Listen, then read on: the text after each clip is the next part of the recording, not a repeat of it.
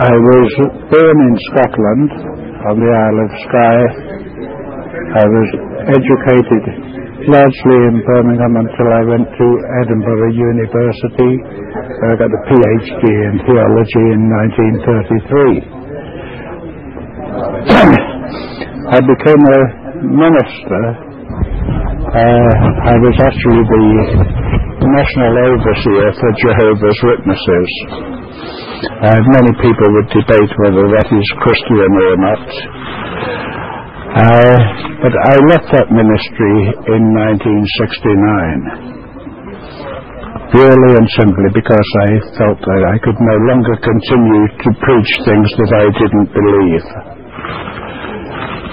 I would love to tell you that I started straight away on a search for truth, but that would be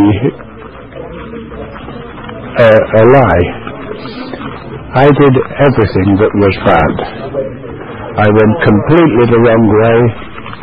I gambled, I drank, I womanized. And so in 1995, on October the 28th, praise be to Allah, I embraced Islam.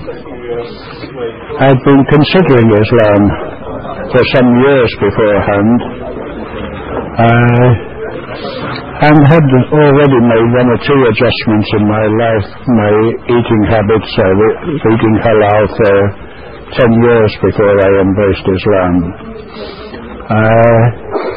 I was choosing my friends more carefully, and it was not until 18 months before I embraced Islam that I gave up drinking and at the same time gave up gambling.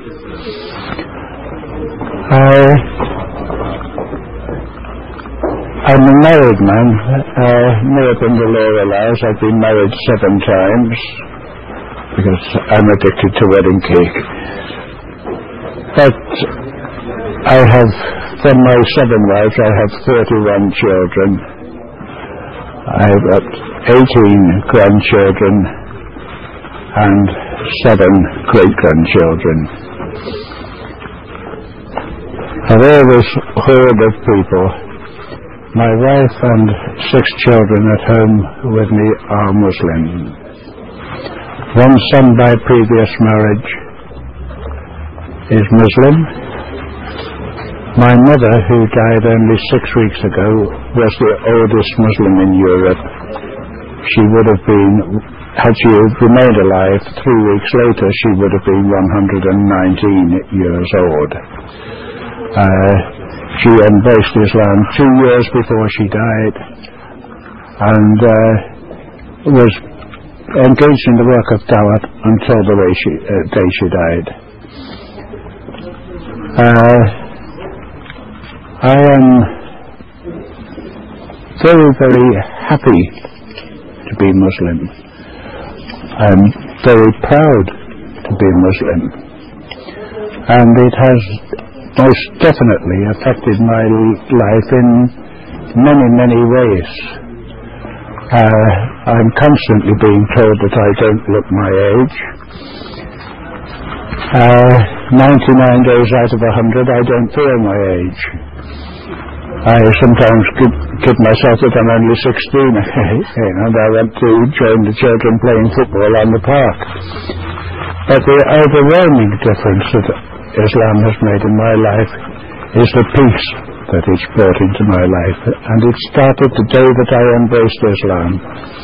I had never before set foot inside a mosque, and I turned up at the masjid by arrangement with Haji, who'd made the arrangements at the masjid, and I was the first to arrive. I borrowed Sawa Kameez from a friend, and felt like a daffodil standing outside the mosque waiting for someone to come and open up. The next person to arrive was Haji himself, who took me into the mosque, showed me how to make wuzu, and then told me that he had to go into the office. I didn't realise until that point that he was a member of the mosque committee. He told me he had to go into the office to sort out some mosque business, but I could go into the prayer hall. Said if anyone comes in, they won't ask any questions, just sit down.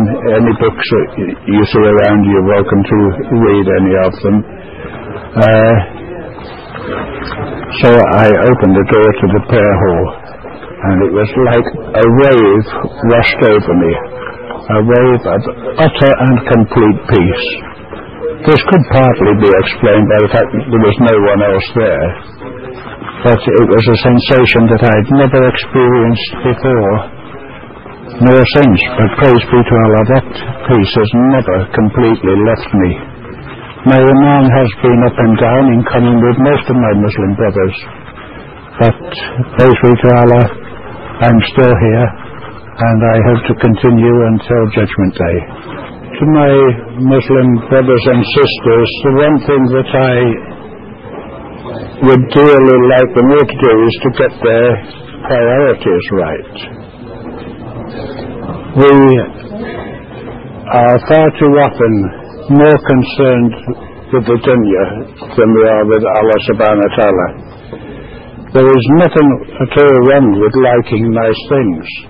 There's nothing at all wrong with liking a Mercedes car. But when you see the price of a Mercedes car, it means you have to work 2 jobs, work 16, 18 hours a day to accumulate the money to buy that car. What suffers? Your namaz. You can't read your namaz properly, you haven't got time, you're too tired to read the Quran, you're too tired to conduct talim in your own home. So that Mercedes car, although there's nothing at all wrong with it, the Mercedes car becomes haram as far as you are concerned. It's taking the place of Allah subhanahu wa ta'ala. We have to get our priorities right. We have to realize that this dunya has absolutely nothing to offer to any of us. And even though we may acquire great wealth in this dunya, we can't take it with us. The thing that we have to realize is that when you realize that something is right, now is the time to start doing something about it. You can't say, all right, as soon as I finish paying for my motor car, or as soon as my mortgage is paid, I will start reading my namaz 5 times a day. Because we don't know about tomorrow. We don't know about 5 minutes from now. Every Muslim should live every day as if it were his last.